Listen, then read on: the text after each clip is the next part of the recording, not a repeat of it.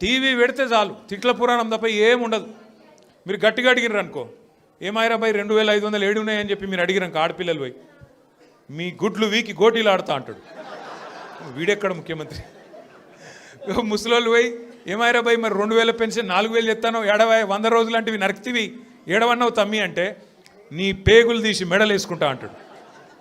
అట్లాగే మన విద్యార్థులు పోయి ఏమాయా మరి 2 లక్షల ఉద్యోగాలు అన్నావు ఏం సంగతి అంటే నీ లాగుల తొండలు ఇడిచిపెడతా. వీడేం ముఖ్యమంత్రి, వీందేం భాష, నాకు అర్థమే కాదు. అరే 2 ఏళ్ళకి వెళ్ళి ఏం చేసినవారు అయ్యను అంటే లాగుల తొండలు ఇడుస్తా, మెడల బేగులేసుకుంటా, గుడ్లు వీకి గోటీలాడతా, నీ అమ్మ నీ అయ్య గీదా భాష. మాకు రాదా భాష?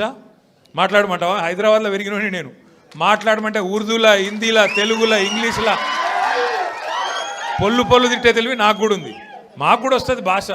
హైదరాబాద్ గల్లీలలో పెరిగిన నేను.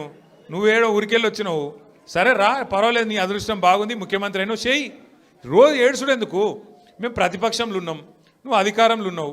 ఇక అంటారు చూడదు సామెత, కనకపు సింహాసనం మీద శునకం కూర్చోబెట్టినట్టు నిన్ను ఆడ కూర్చోబెట్టిన పాపానికి రోజు అరుసుడే.